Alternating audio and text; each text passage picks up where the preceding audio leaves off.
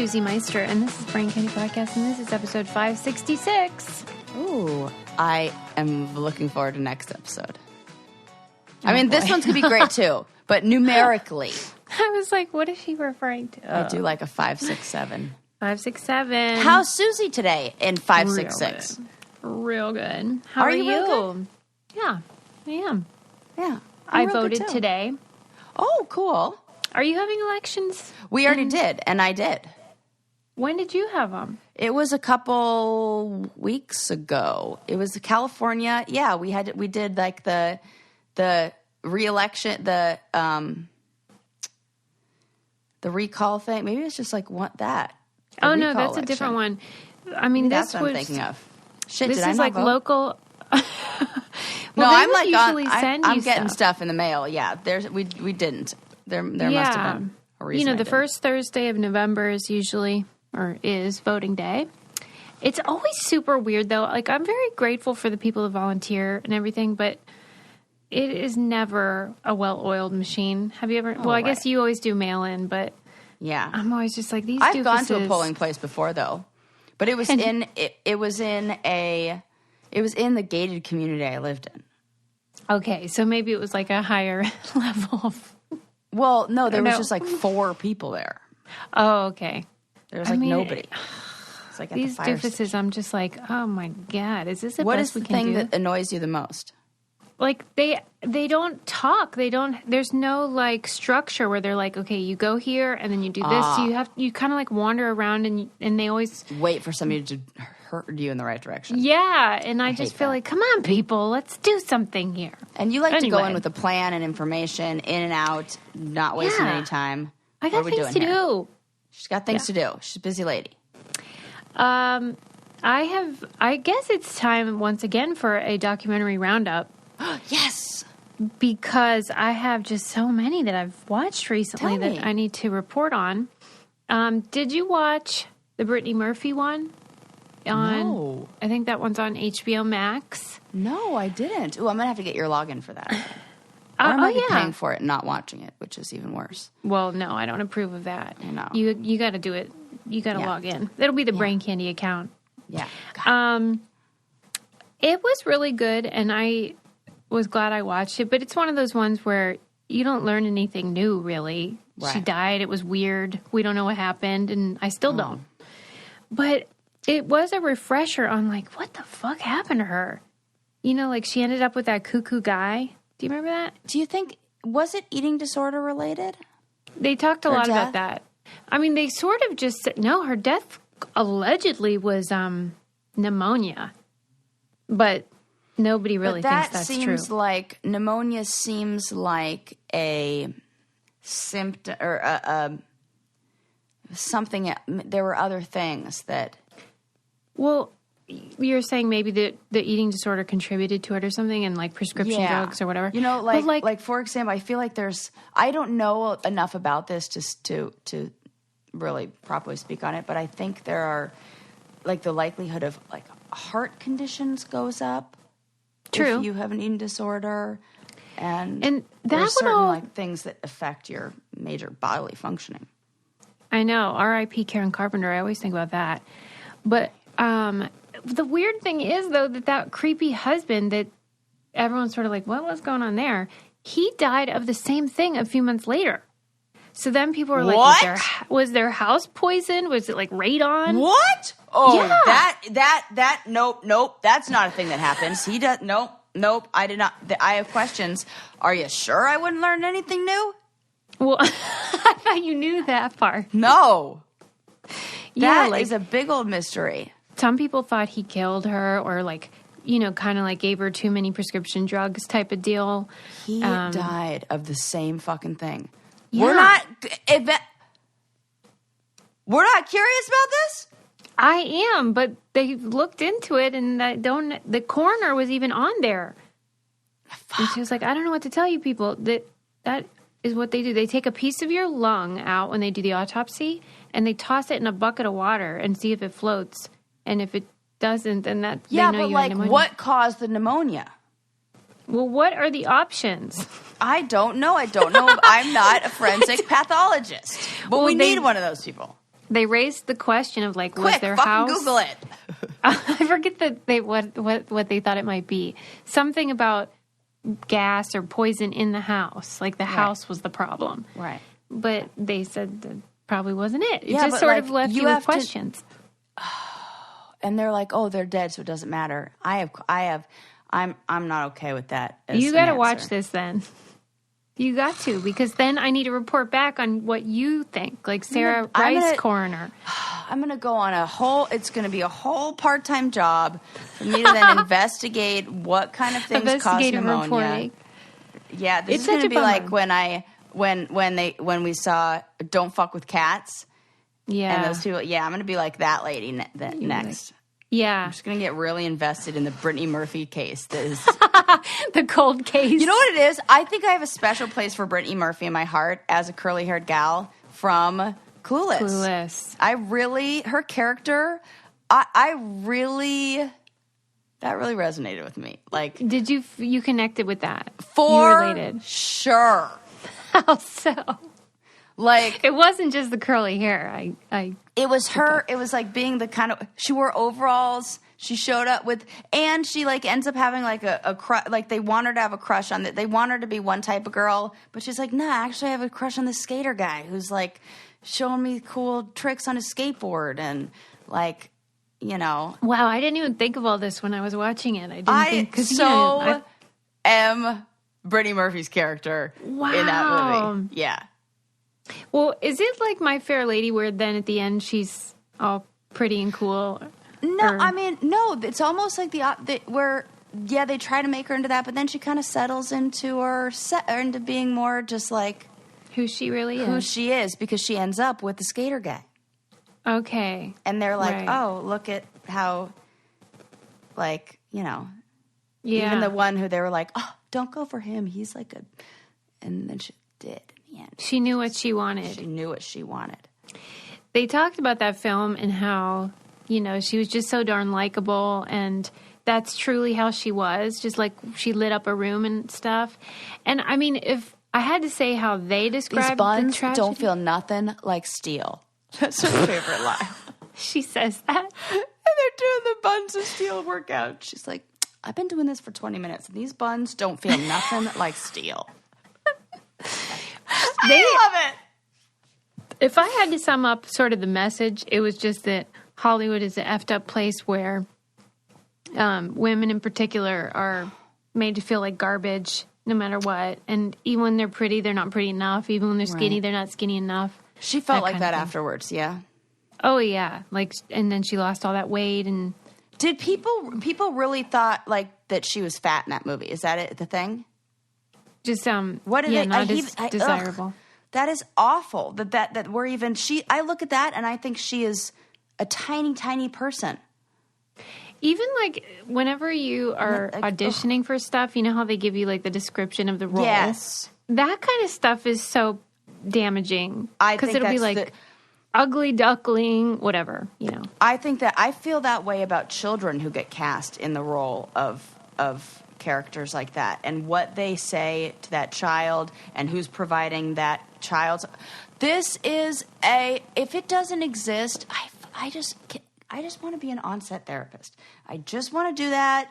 That's what I want to do. If you're wondering what I'm doing, and you can watch me, I'm picking off all my nail polish and making a little pile of it next to me as we talk. You guys should. But don't worry, I'm all done. So it's the video version is on Patreon, and it does get rave reviews. People do enjoy watching you can see our things nonsense. like me picking off my nail polish. Anyways, yeah. So yeah. Okay, well that one was good. I think you would like it. Okay. That freaking Untold series that I mentioned before about the female boxer and whatever the sports ones, I did finally watch the Caitlyn Jenner one. Yeah. Let me preface this because I don't want to mess anything up, but you know how traditionally with trans folks, you don't dead name, you know, you don't. Are we going to talk about how they call him dad? No, I'm actually fine with that. Okay, I had questions about that. Continue. Sorry, I interrupted you. I was like, there's no way you're going to talk about this. I had questions too. Traditionally, you don't dead name. You don't use their former name. Right. And you don't use the wrong pronoun, even if you're referring to them from that time. right before they transitioned. Right. But Caitlyn does this about herself. And she says... How? Oh, like I would describe it as like disassociating. Like, oh, it probably is. Two different people. Yeah, that she makes more refers sense. to Bruce as like having won person. the Olympics, and she says, people say Caitlyn won the Olympics. She didn't. Bruce did. And I am proud of him. That is what she says. And so then I get mixed up. Okay. And wow. so now I just want to preface it by saying... saying... But I think that is part of the thing about Caitlyn is that she is not typical. Right. And it can be seen as problematic, especially in the trans community. And I'm sure there's not there. Well, not I'm sure. I know there isn't a one size fits all way to respond to going through that process. There isn't, but if I were to dead name somebody right. or use the wrong pronouns, that would typically be seen as very insensitive. Oh, I mean more like the dissociating part. Oh. Yeah, I agree with you on that. I think that is shocking. But like you said, like there are a lot of things where like I feel like she's also voting against her and like running against her a lot of her own interests, right? Well, right. And I think that it brings up a lot of like how Caitlyn lived most of her life as presenting as a white man. Mm-hmm. And not just that, but a rich, mm-hmm. powerful, very masculine seeming mm-hmm. man. Mm-hmm. And she still kind of wields that power that we see with like white men. Mm-hmm. And feels like that, that sense of like conservatism where they think, you got to pull yourself up by your bootstraps. You got to work really hard. You got to be disciplined. And if you don't, sorry, you don't get money or whatever. Mm-hmm. That kind of like personal responsibility ethos. Mm-hmm. And so even though she's transitioned now, she's still kind of behaving like a typical white guy. That's really weird. That's really interesting. I know you know some trans folks. Mm-hmm. In your experience...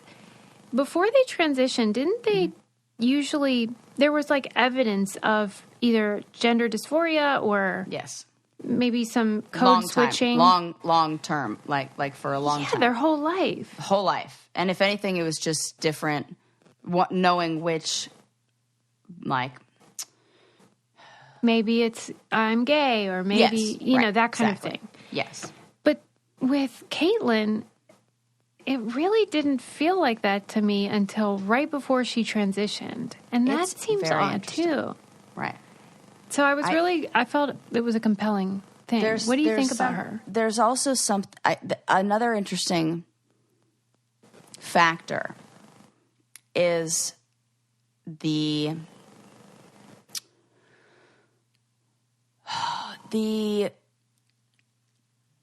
way that the family cared about fame and notoriety and publicity and the kind of things that were rewarded and incentivized and praised in that in the family.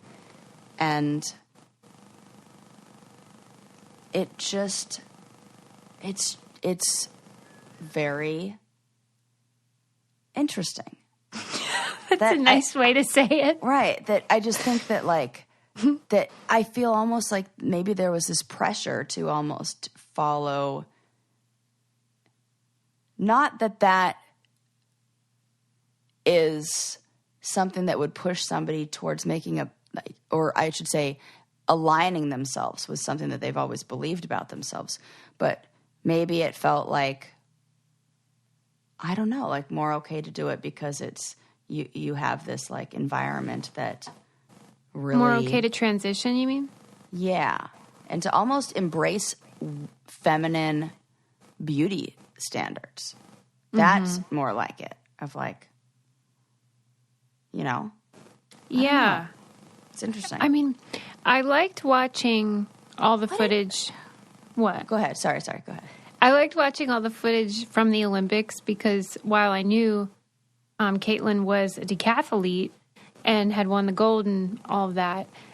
I mean, that, I guess it's called an event? Not event. That sport is so incredible. Yeah. And what it took for her to accomplish that was so amazing. It was very emotional to watch.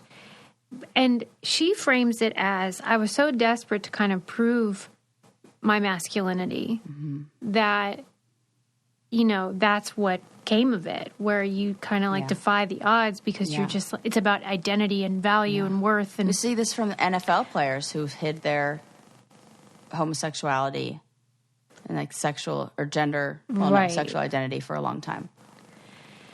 Yeah. So I guess I can see that, but it just doesn't read that way to me.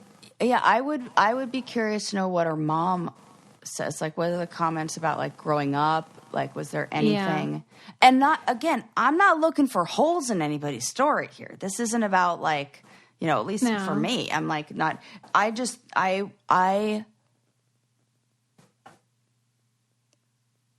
think when anybody puts themselves in like the limelight and like is very, you know, open with their story and everything that happened, I want to hear the different parts of that, the different things that, because also I don't feel like it is a representation. Like one person's story is not a representation of all trans people's stories. No. But I definitely don't think Caitlyn's is typical at all. Right. I don't either. And it's hard to know the causation of it. Mm-hmm. Is it fame? Is it... Right.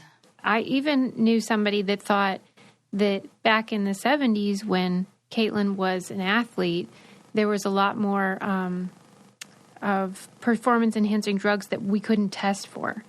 And they thought that Caitlyn's gender... shift may have been triggered, like it was latent and then was triggered by chemical intervention. Yeah, I don't know anything about that. All those things could be like, that's really, you know, I would love to see a brain scan too, because you know that how they say that, I believe it's the hippocampus. There's a certain area of the brain that matches that matches like basically like somebody who's like assigned gender at birth is male and then transitions, their brain scans will look the same, very similar, and light up in the same areas that a woman who biological born female. That kind of stuff would really interest me because it is so that's complicated. How I've always felt of like that's the. We said this when there was that argument made for, if I identify as black, then I can just say no. You can't because I was just thinking about Rachel Dolezal. Yes, it was that. My God. And I think that was my argument. I'm like, this isn't something where like there's a biological difference. You can look at a scan of a brain and be like, see how that's the same? And no, sorry. That's not how that works. So. Well, I would recommend it. See what you think. Let me know because that's Caitlyn Jenner's story is really something. I mean, she is not likable at all. Not at all. And like, really, I just not. No, like back before the transition, when I see interviews from the Olympic time, she seemed more likable and sort of down to earth, but Caitlyn now, boy, she's a pip. I mean, she is. She's a pip. She's just like real, I don't know, blunt and arrogant and just sort of like tactless a lot. It's like, oh, Caitlyn. Yeah. Cool it. Yeah, this is true. That's funny. Any hoodles. So that was good. Big hair will give you permission to say whatever's on your mind. Is that right? It kind of feels like that. Kind of does sometimes. And the right pair of heels. You know how I get when I put on my boots. Yeah. You get big dick energy when you feminize. Yes. That's really funny. That's so funny. I watched the John Wayne Gacy documentary on Peacock. That was like fucking 5 episodes. It was way too long. It should have been that's a lot of John Wayne Gacy. It was. Is he the one who dressed up like a clown? Yeah. Oof. Yes, he's the clown. And that one was interesting for me because this could never happen now. But because, like we have cameras and there's so much better DNA. The serial I don't killer even will know be the antiquated. story. Well, I guess the funniest part about it to me is that, they found 28 or 29 bodies buried, in his house. And he claims he didn't do it. I love how Susie, hangs her. The funniest part of this, she finds the humor in it. I did not know. He claims that he didn't do it. Yeah, I thought... Still to this day. Well, he's dead. Well, he's dead, but until his dying day, he publicly claimed he didn't do it, and I just love that because it's like the Shaggy defense, like it wasn't me. Right? What? Or like these bodies the kid who's from? got the frosting all over his face, and mom's like, "Who ate the cupcakes?" And the kid's like, "I don't know. I don't know." She could have been. Or my favorite, I have my own personal one of these stories that I laugh about. Every now and then it just pops up in my head and I giggle. My little brother and I were playing a game of hide and go seek. And my mom has this chair. God, we had it forever. It was this beautiful leather cigar chair. And it was just this rich, beautiful leather color, like that reddish kind of leather color. And I was hiding behind the chair, and it was, how you can kind of carve into leather a little bit, or if you scratch it, it'll make it lighter. Yeah. What'd you write? Sarah was here. Sarah is cool on the back of the chair. Then blamed it on my little brother. Yes. I didn't do that, Mom. I swear. That was Jordan. Meanwhile, he can't write or spell. And also, he's praising his older sister on the back of his chair. He's writing. He just really looks up to me. He just really loves me, Mom. No, I swear, Mom, it wasn't me. I didn't do it. I deserved whatever punishment I got. Oh my God. That is one of my favorite. To this day, I can remember, and it was probably WUZ too. Just so you're wondering, right. Just in case. Yeah. And I remember. Oh my God, I can remember to this day that I had trouble. That's when I discovered that on certain things, when you're going to do lettering, you have to have all right angles because you can't really make a circle. It doesn't work, so you have to make it kind of like a square. So she learned really the geometry of graffiti. Yeah, it was lessons in calligraphy. I was learning. Oh God, that is classic Sarah. I gotta say, classic Sarah. I don't know why. Well, I'm sure we could break that down, but she is. And gosh darn it, she's going to tell you all about it. I'll tell you what else is cool. How about these gorgeous earrings I'm wearing? Oh my gosh, tell me. Did you get Ana Luisa? Yes. Aren't they great? Well, I just ordered some. I want mine to come in the mail. I've got some rings, though. Oh, yeah. I got a black stone ring. I love their jewelry because it's sustainable, and they start at $39. This isn't going to break the bank. Yeah. That's the thing. They're classic pieces. So pretty. Yeah. Timeless.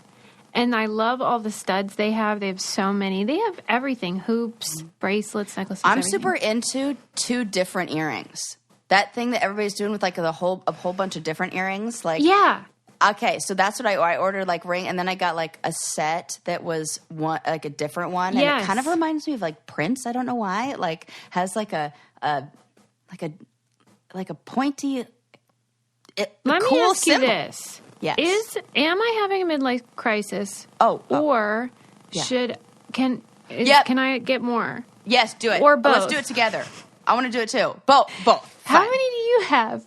Just 2. How many holes? Just 2 in each ear. One. Yeah. And we that's always definitely been need true? more. Yes. I know. What are we waiting for? Wow, because I had 5 over here, but I tried to pop. I know. Well, I was very edgy. Whoa, Susie. I was a real rebel, Sarah. God. Wait, okay, so let me tell you the deal. Ana Luisa, you got to check this out. Planning on Go the jewelry we're buying. But then we will talk about that. Right. Shop.analuisa.com/braincandy. Absolutely recommend them. Starting at $39, currently running the biggest sale of the year, too. So you can get 20% off when you go to shop.analuisa.com/brain candy. But for real, like, what if we got a bunch of holes and then put really elegant, beautiful I love it. I think it looks so beautiful. I need like 2 more. And I like on one having like different sizes and doing like the dangly one on. Yep, I love it. I think it's super cool. Okay, this is great. Yep. Even if it is a midlife crisis, who cares? Who the fuck? There are holes in your body that, by the way, your skin's just gonna like get old and saggy and then like suck up the hole. Like you won't even notice it. That's what's like happening to my face on all the things I had pierced. You can't even tell. I tried to get Adam to poke through the third one because I was like, it's still open. It's just you gotta just meet resistance. Yeah. And he was like, I am not doing that because it's closed for business. Oh. Well, you know what? Well, look at here. I should not tell you how to do this on like tell on the air. Tell me. Sometimes it's the fear. Like you need to poke it through and have someone to poke it into because like you can't just get a cork and put a cork against the back of your ear. Because he needs some pressure. Like, I know what he's like, it'll feel like, you need something to resist it, or the skin will keep stretching, and then it feels like, whoop, I shouldn't be doing this. But if you had that stopper behind it, and then you just go, you can do that, no problem. Solved. This is, I've repoked through these second holes a couple times. My skin closes up real fast. I've done, no problem. It does make a funny kind of noise that is a little bit gross. Okay, on that note, shop.analuisa.com/brain candy. No, it's great. You guys will love it. I'll put it on Instagram. They do not promote poking yourself. No. That's just Sarah. It's all us. That's all me. Okay. Yeah, John Wayne Gacy. God, okay. Yeah. My nose is the hard one to get the ring through. Once. Okay, let me ask you about the nose thing because as you might recall, I had my nose pierced. Yeah, I do remember this. But like, how come for you, it never like, the hook part never kind of like pops out the nostril and like because hangs I don't out? have those kind. What do you have in there? I got the kind that had little balls on either end. Oh, like a bar. So, yeah, it would be screw on. You can do the screw on, but I did one where you just popped it in. It was like the one end is bigger, and it just kind of stayed in there, and it wouldn't come out. Do you think that would be too midlife crisis-y of me? No, I love all of this. And my downstairs neighbor, 73, she's got a nose ring. We have matched. Every person in my building, every woman has a nose ring, and we are all over the age of 35. It's a coven. That's a coven now. We for sure are in a coven here. Like, yes. We're old ladies. Right. I'm the young one in the group, I'll say. And they're all like over 45. She's 73 with a nose ring. She looks fucking fantastic. Yeah. Oh, for sure. What do you have in now? You have a ring in? I got a ring. I've had this ring in for years. It's great. It's like 18 karat gold or whatever, and it just it snaps in, so like the ring closes and it snaps shut, so you can't, it almost seems like an invisible circle, like you can't tell where the hole is, so it doesn't ever get stuck on anything, and it could just freely spin, and I'm not allergic to it, and I never even noticed that it's there. All except right, when I'm trimming my nose hairs, in which case I just what do you do? Is it there's like a 2-step process. Yeah. Depends. How am I trimming my nose hairs? If we're going, sometimes I get really crazy and I wax them. No. I love it. I mean, don't do it. It's probably terrible for you. You put wax up your nose?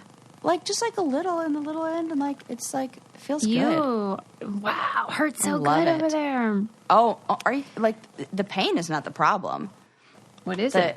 Well, I mean, there's no problem for me, but like, I think maybe some like, ear, nose, and throat doctor would probably be like, you need that nose hair. But it's like only because I like keep most of it. I'm not going crazy with this. It's just like the little. I mean, I like the sound of it because I really don't enjoy the trimming process. Oh, really? You just get the little zzz.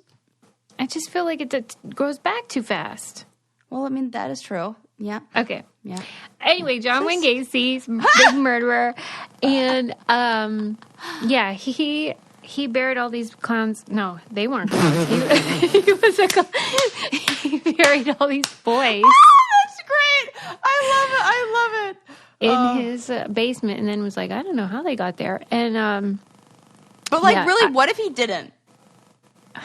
Do we have enough evidence to say that he definitely did it?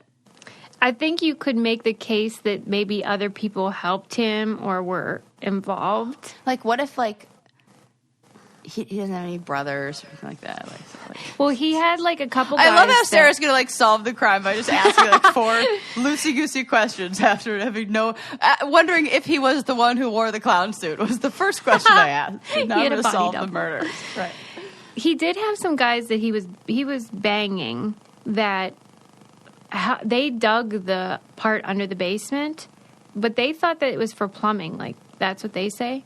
And they've never been charged, and they lived on. Right. And so I guess you could think maybe they were involved somehow. But, I mean, John Wayne had this trick where he would put handcuffs on himself. And then he would turn around and he would get them off. And he would say to the guy, do you want me to show you how to do the trick? And the guys would say yes. And then he'd put the handcuffs on them. And he's like, the trick is you have to have the key. And then he'd murder them. Oh, God. So if anyone asks you to put handcuffs on, Sarah, I'm looking at you, Kinky. Listen, anytime anybody would ask me to do that, we've already discussed a whole bunch of stuff, and I know exactly where that key is. There's an extra copy in my pocket or something. Okay, good, because that scares me. Once they safety is rule number 1. I would totally. Please, and I'm not doing that. any of this, anything with any. Please, and also I talk a big game. I've it's more ideas. It's like well, I read this in a book one time. Yeah, we'll see. Well, okay, just keep your eyes peeled for any weirdness, any clowns. Keep my eyes peeled for anybody putting handcuffs on me. That also looks like they could put me in their basement. Yeah. Okay. Next up, New Zealand held their annual Bird of the Year contest. Who knew they even had one? Well, guess who the winner was, though? Okay. Is it a real bird? No. I knew it wasn't going to be a real bird. Is it a big bird? Not. No, it's not even a fake bird. It's a freaking bat. What? That's not. No. This is when they get. This is like when they gave. What is it? Michael Scott, the Woman of the Year award. I don't know. That was like on an episode of The Office or something like that. Like that's this. No, they allowed. You don't qualify. They even though a bat is a mammal, they decided to let it in the contest to raise awareness because apparently this bat is endangered, and it was like a, kind of like a gimmicky thing to help save the bat. What kind of bat? It had a really weird name, like Paratogau or something like that. That's fun. I would argue that a bat is the least exciting of the flying things that aren't birds. Yeah. And have they seen flying squirrels? And I know we have some endangered, right? Yeah, good choice. Snakes that are undulating, flying from trees. That is such a good point. There are so many other non-bird flying things that would have been better. And probably on the endangered species list. When did this come out? This also feels like a Halloween. This could have been a Halloween. In October. It was in the New York in the Times. same way I found out that my toothbrush story happened to launch on National Brush Day. So that felt like, okay, I see what we're doing here. Mm-hmm. Yeah, this was in October, so maybe it was to capitalize on all the spooky season festivities. Yep. But don't you think it's for a good cause? Or do you feel like I'm like totally for stuffing? It. I'm you know how I want to help all living things, but I also am a rule follower. And if it's the bird, if we're selecting the bird of the year, also there are endangered birds, right? Okay, this is totally we've selected a man for woman of the year thing, where it's like, but look at all the great work he's done. Well, I know that, but look at there are also women who have done great work. What Give did you them think another in award. that? Where's the Mammal Society? What the fuck are they doing? Where's their award? They said that, like, there's only a couple bats in New Zealand, so the mammal bat contest wouldn't have been very exciting. So they kind of, like, blurred the lines. They should rename the contest then, though. And and I have so many things. I can't believe how mad you are. No, I am, because I don't like when people have a bad argument for why they're doing whatever. You can either say, "Oh, I don't know, it was just fun," but don't give me, like, what's my favorite thing to say? Don't piss on my leg and tell me it's raining. Don't do it. Yeah, that's what I don't. That I'm like, no, that isn't, because also you're saying, "Oh, the bat contest wouldn't have been fun." Well, it's not a bat contest. It would be a mammal contest, in which case it would be so exciting because you're Australia or New Zealand. Which one did you say? New Zealand. New Zealand. New Zealand. Either way, you also have exciting animals there, too. They're neighbors, so it's the same. Mm-hmm. So don't say that, because birds, that's one category. Mammals, that's another category. Bats is not a category in the same way birds is. I know this because one of our listeners or somebody sent us that thing about the breakdown of animal species. Oh, Sapiens. That's where we read this. Mm-hmm. I have it right here. But on the other hand, it's so funny you mentioned that book, because when I read this article, I thought about how when humans got to New Zealand, we ruined everything. We did. And that's why so many of these are still endangered and stuff, is because we keep messing everything up. We're like, here's your award. Yeah. Your problem solved. Oh, God. We got you an award. Oh, fuck that. Man. Fuck that. There is that whole breakdown of... That was a really exciting thing to learn, actually. Like, really helpful thing. Yes. As I was extinction. reading it, I was like, man, people on the podcast are really going to appreciate that I'm learning this information right now. I really should go back and reread that section so that I can speak about it with a little more, But yeah. I would, for my book club book, because Sapiens was my book club book, I think in September. Yeah. And my November book is The Choice by Dr. Edith Eger.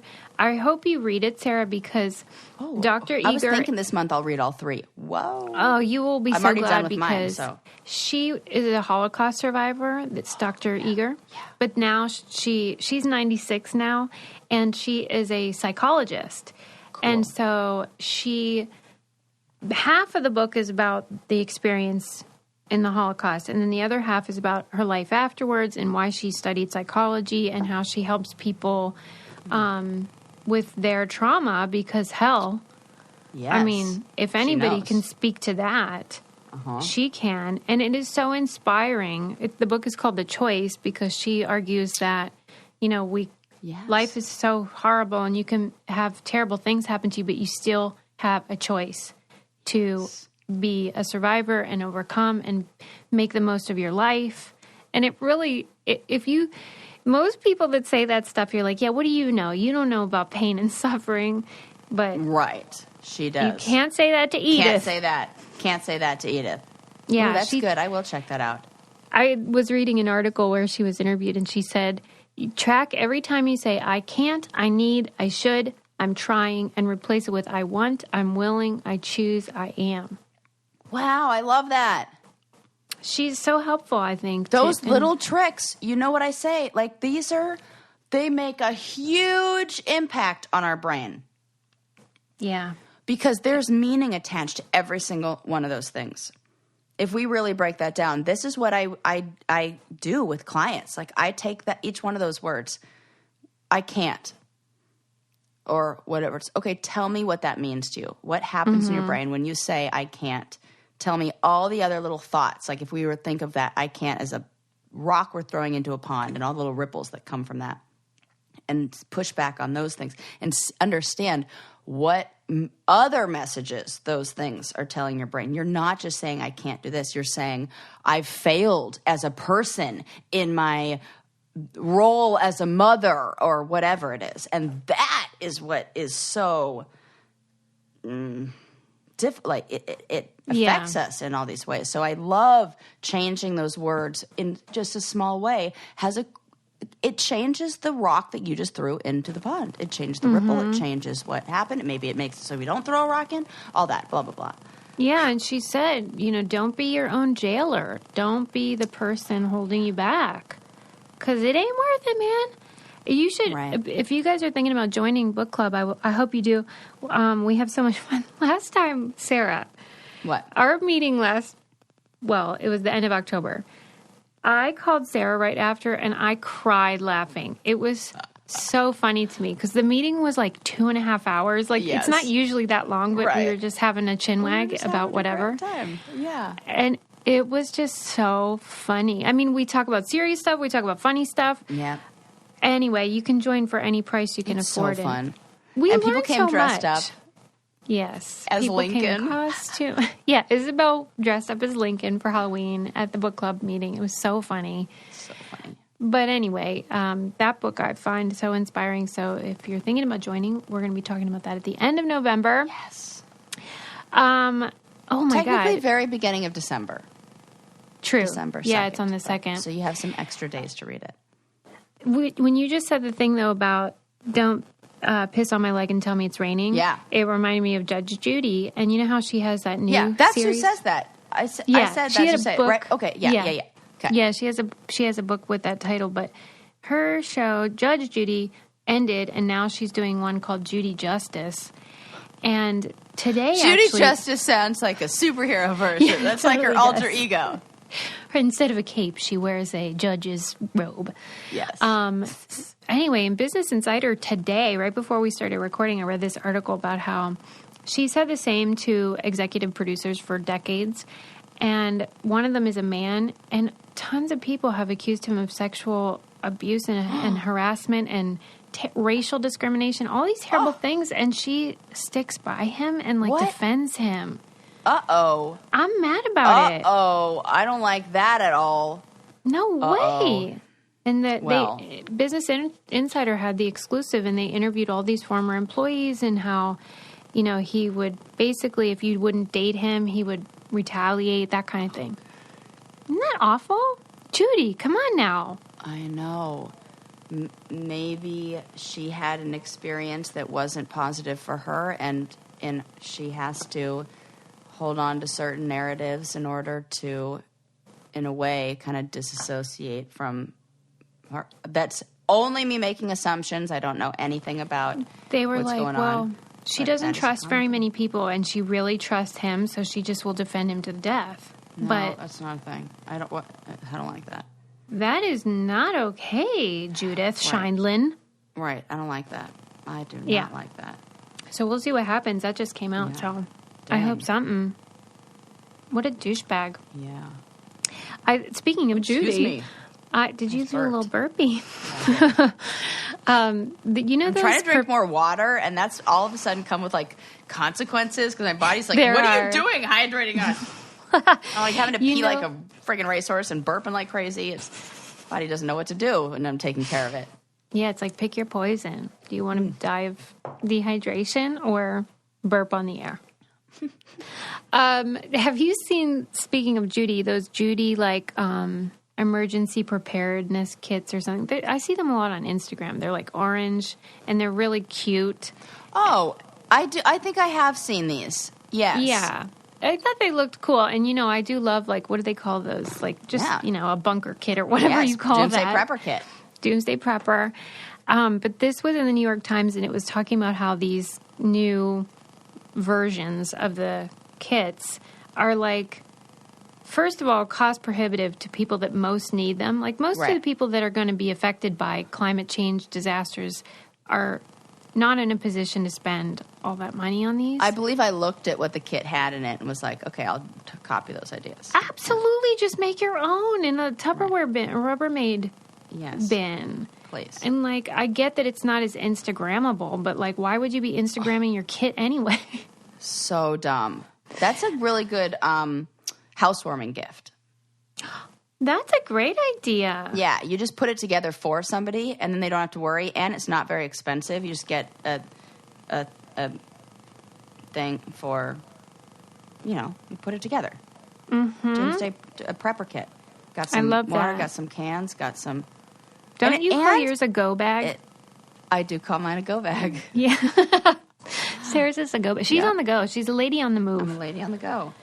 Yep. But I like that they said that because I never thought about it. I mean, it's great if people are prepared. That's always good. But if it's only available to people that have a lot of money. Yeah. You know who was always really good at this were all my friends that were Mormon. What? They always had stockpiles, and they always seemed like they were prepped for the end of the world. I don't know if that's part of it. This is interesting. Yeah. I don't know if it's just like the people that I knew that were Mormon just happened to like that, or maybe the like Venn diagram of couponers and... Yeah, like organized ladies. Yes. Maybe there's some overlap there. That's interesting. Mm-hmm. I like things like that, a little subculture.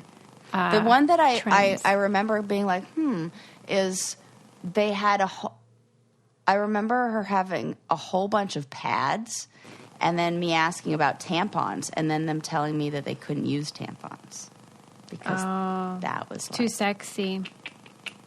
Went up with the J. And then I was I'm using, at that time I was using like the OB, just regular, like. I used to use those. Yeah. Yeah. I mean, those are good for the environment because no applicator. I had no problem. And also, it's my vagina. I have no problem with this. I have a shallow vagina. Rough. Well, I've said too much. Right. Everything's right there. I don't know what it's like for other people, though. I did read a great article about how some people on Instagram and stuff, some Mormon ladies, are trying to get the church to sanction comfortable undergarments. You know how they wear they have to wear these undergarments, and they are like basically wool. They're scratchy and it's like the same material since the. Oh my God! And like they get yeast infections and okay, you know. I would never. I can't be Mormon for a lot of reasons, but just for that alone, I'm too sensitive for special undergarments. Yeah, like these sacred garments are a very important part of religious life, but these ladies are like, sacred garments gave you yeast infection down there, I'd be like, I'm definitely cursed. I'm cursed. This is the devil's work. Sorry, continue. You're trying to get a story out. No, you interrupt. Well, they're just trying to get the powers that be, which of course happen to be all men, to be like, guys. And they're all like 90 years old, these men. And they don't even know what a vagina is. Right? Right. And these gals are like, look, we love Jesus and everything. We love God. But this is not doing our vaginas any favor. I have a bunch of questions for that religious affiliation. Is that the word I'm looking for? Okay. Recently. Oh, with really? The well, only because certain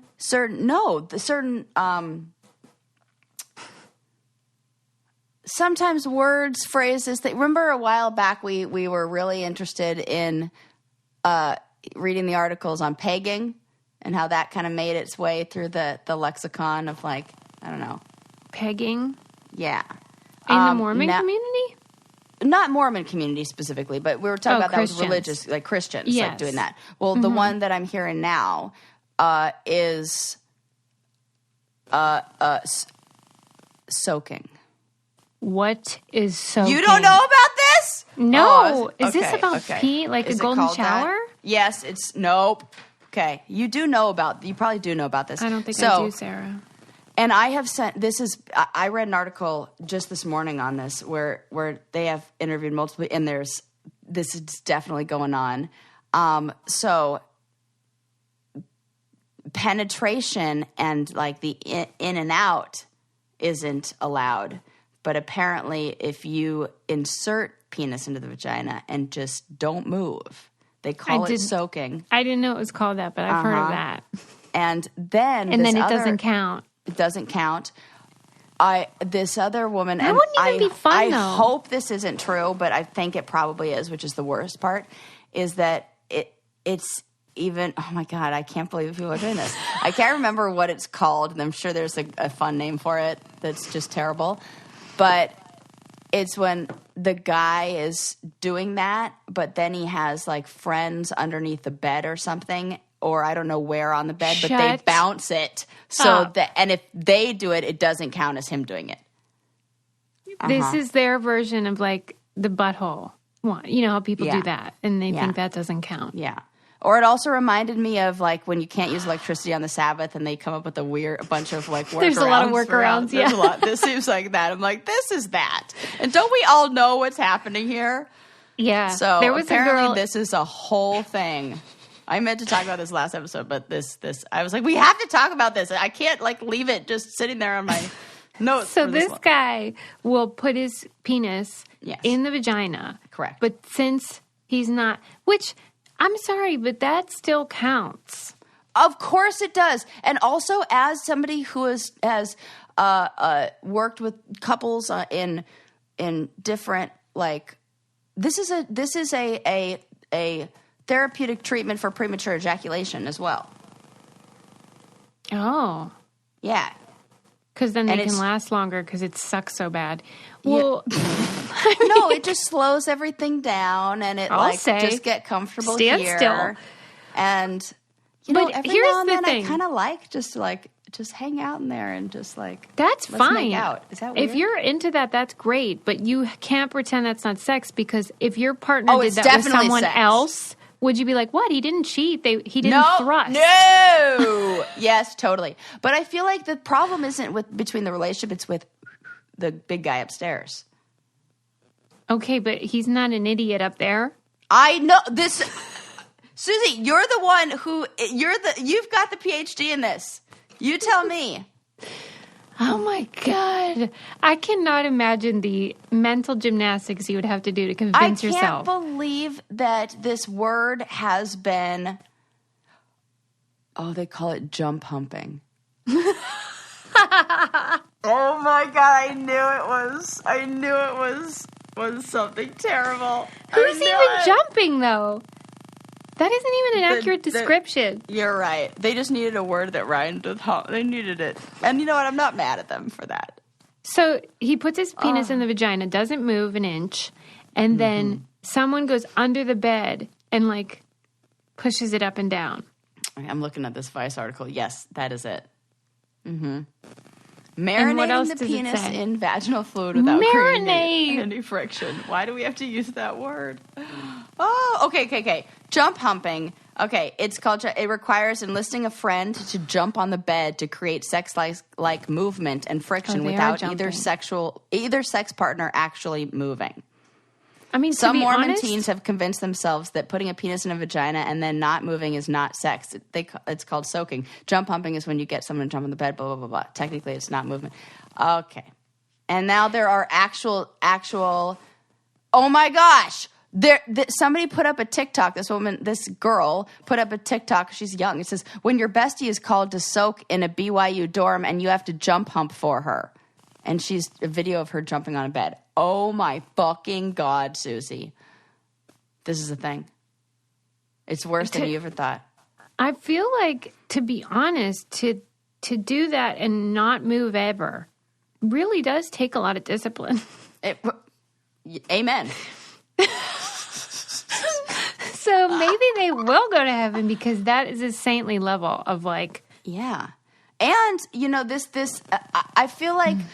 It's always funny when what they're doing in religious, in the bedrooms overlaps with the kink community. Yeah. Because they're also edging, like getting them right up. Like, what is that one? When you're basically like getting somebody excited, but then not finishing.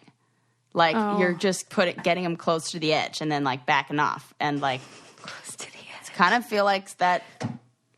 And that's in the kink world. Like that, right? Yes. That is an element. That is kinky stuff. And the same thing as pegging. I'm like, that's happening over there, and that's happening over here. It's really, it does go full circle. Because it's everything but just normal sex.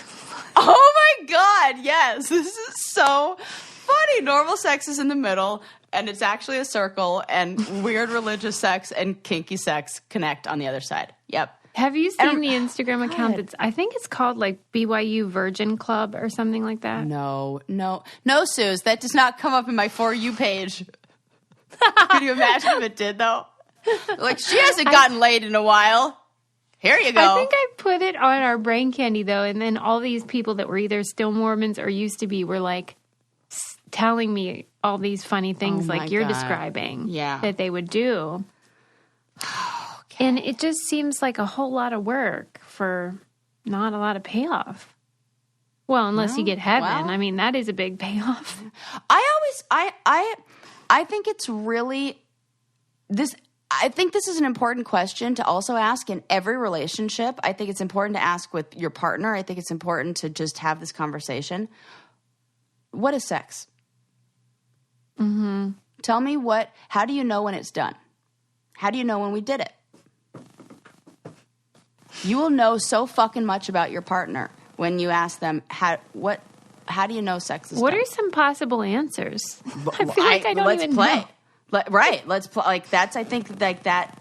What are some possible answers? I remember asking this, I mean, like 25 years ago before I barely even knew the mechanics of what anything was. Yeah. I mean, earlier than that, but I remember asking lesbians, like, well, how do you know you're done?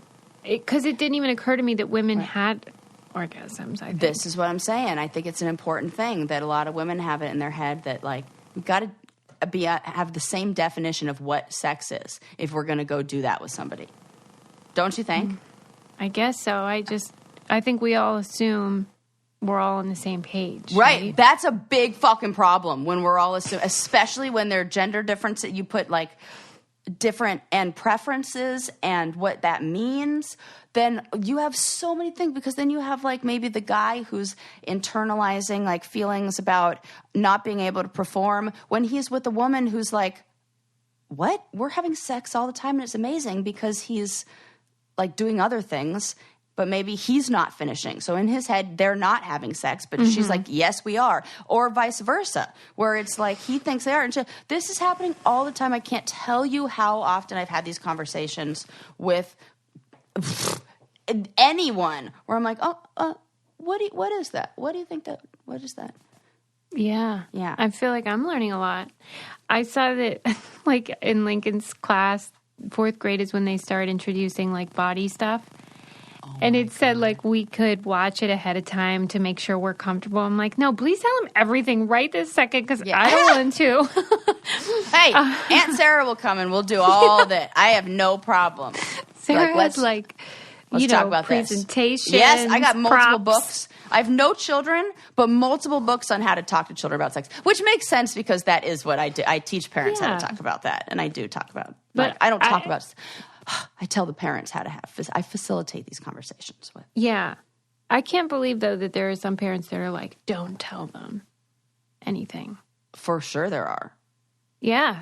But can you imagine being that person? My God. I mean, please. There are even parents who will call therapists and say, don't talk to them about this thing that is the exact reason why they're in therapy to begin with. And it's like, well, listen? Then, no, I can't be their therapist. Then they don't, they won't, because that would be I would not be doing my job.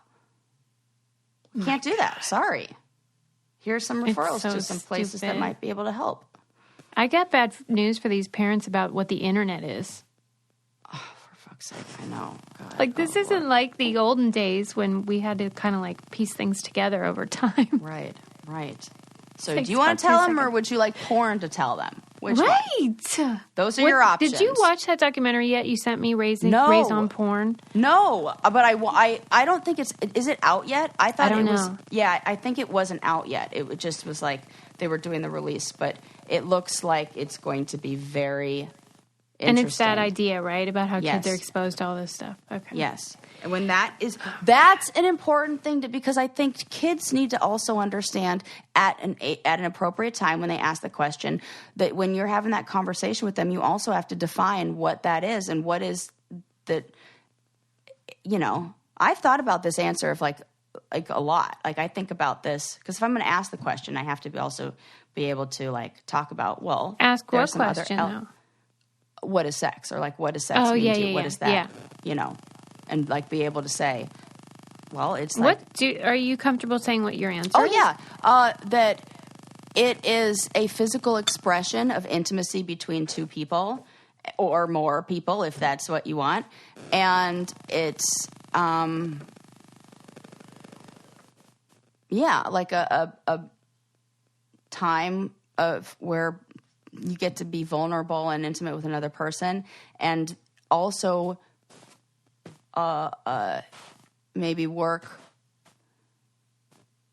I guess, in a way together to both experience and give pleasure. Yeah. And if you just define it as that with no end goal of like sex is when a dude ejaculates, that totally changes what the sex experience is. Because like, you know, I've worked with people who have survived strokes, and they have their body, people who have been in accidents and their functioning has changed. People whose functioning has changed just with age and over time. And so we have to go back and kind of redefine, well, let's talk about what this is. Because I think if you experience those moments, you can get so much joy and so much pleasure and so much like, you know, like I'll get tingly feelings from good conversation sometimes, you know? You're easy to please. Yeah, I guess so. But yeah. Let's wind it down, Sarah. Oh my God, already? I'll talk for forever. Oh, we talked about so much today. Sarah's about to start her investigation of the Brittany Murphy murder, or death. Correct. I shouldn't say murder. Yeah. We don't know. We'll see who done it. Caitlyn Jenner, fascinating person. Yeah, we've got a lot of documentaries to watch. Don't bother with John Wayne Gacy unless really you're don't into bother? It's long. Okay, it's long, Yeah. and it could have been shorter. I loved it, but that's just because that's my thing. But that took a few days. Sarah, I'll break it up with like the Great British Baking Show, and that'll be like a nice like. Are you enjoying it? I mean, I know you are, but come on. How about when Prue said about squirting? Oh my God, that was it. I just love watching all of them. Like, and she says, and then she's like, "What? Like, you know what, why are you girl? Laughing? Come on." But when, like I said, I watch the baking ones on American television, and I just am so disgusted because I can see our reality experience. Oh, I see. Because then you can compare what it's like when people aren't exploited and treated like garbage versus when they are used as like tools just for entertainment and not for anything else. Right. It's just a good contrast. Yep. Somebody sent me, I think it's that show too. Somebody sent me a message saying that they saw psychologist in the credits of the Great British Baking Show. So on the one show that probably doesn't even need one. Right. Right. Exactly. Wow, that's interesting. I should look that up. Yeah, I'm pretty sure New Zealand's favorite bird is bat. We learned about that. So stupid. I'm still mad about that. Judge Judy is on trial in the court of brain candy. Yeah, we have questions. Don't piss on my leg and tell me it's raining. And Mormon undergarments. Oh my God, we learned so much about Mormon sexual, relations today, didn't we? Soaking, come on. Make sure you join our book club, our documentary club. Check out our Patreon, our merch. It helps us so much. Order some merch. We're a small business. It takes some time to get to you. So if you order it now, you'll have it by Christmas, and you'll be ready. Before then, but, it'll be under the tree. Trying to get all my presents under the tree early this year. Me too.